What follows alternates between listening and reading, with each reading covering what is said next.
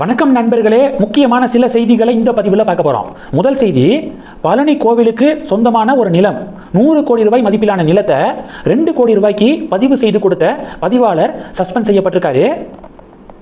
மேலும் இந்த பத்திரப்பதிவில் சாட்சி கையெழுத்து போட்டவங்களெல்லாம் இப்போ காவல்துறை விசாரிச்சுட்டு இருக்காங்க.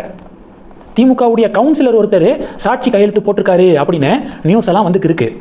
இப்போ இந்த பதிவு இதை பற்றி கிடையாது. இதை காவல்துறை விசாரிப்பாங்க, தப்பு செஞ்சவங்களுக்கு தண்டனை கொடுப்பாங்க, அது ஒரு பக்கம் நடக்கட்டும். இந்த பியூஸ் மானூஸ் அப்படிங்கிற ஒரு கேரக்டர் இருக்கார்ல, அவர் ஹிந்து சமய அறநிலையத்துறை அமைச்சர் ரமேஷை விமர்சனம் பண்ணி ஒரு வீடியோ வெளியிட்டிருக்காரு.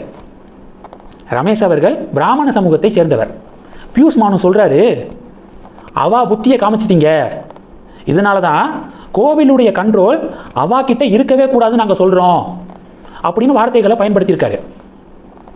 ஹிந்து சமய அறநிலையத்துறை அமைச்சரை விமர்சனம் பண்ணுறேன் அப்படிங்கிற பேரில் அவர் சார்ந்த பிராமண சமூகத்தையே இழிவுபடுத்தி பேசியிருக்காரு இந்த பியூஸ் மானூஸ்.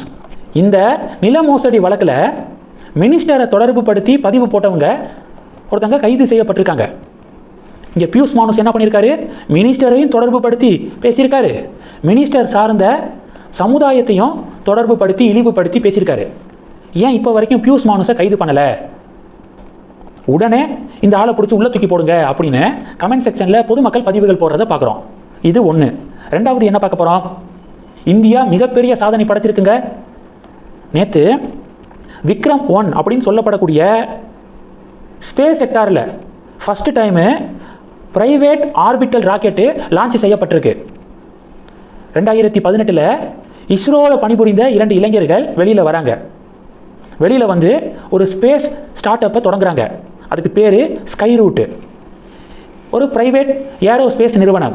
இவங்க தான் இந்தியாவுடைய முதல் ப்ரைவேட் ஆர்பிட்டல் ராக்கெட்டை நேற்று லான்ச் பண்ணியிருக்காங்க. சிம்பிளாக புரிகிற மாதிரி சொல்லணும்னா, இப்போ நாசா எந்த நாட்டோடது? அமெரிக்காவோடது. ஸ்பேஸ் எக்ஸு எலான் மஸ்கோடது, ப்ரைவேட்டு ஸ்பேஸ் எக்ஸு. கிட்டத்தட்ட அது மாதிரின்னு வச்சுக்கோங்களேன். நம்ம இந்தியன் கவர்மெண்டோடது இஸ்ரோ. ப்ரைவேட் செக்டாரில் ஸ்கை ரூட்டு இப்போ வளர தொடங்கியிருக்கு. $1 பில்லியன் வேல்யூவேஷன் கொண்ட யூனிகார்ன் நம்மளுடைய ஸ்கை ரூட்டு. இந்த சாதனைக்கு பிரதமர் மோடி அவர்கள் நேற்று ஃபோன் பண்ணி ஸ்கை ரூட் ஊழியர்களுக்கு வாழ்த்து தெரிவிச்சிருக்காரு. இந்தியாவுடைய முதல் ப்ரைவேட் ஆர்பிட்டல் ராக்கெட்டு லான்ச் செய்யப்பட்டிருக்கு. செமையான ஒரு சம்பவம் அது. உலக நாடுகள்லாம் வாயை பொழந்து பார்த்துட்டு இருக்காங்க. வெயிட் பண்ணியா எலான் மஸ்க்கு, space X, we are coming அப்படின்னு சொல்லிட்டு பதிவுகள் போடுறாங்க, ஃபயர் விடுறாங்க இந்திய மக்கள். இது 2.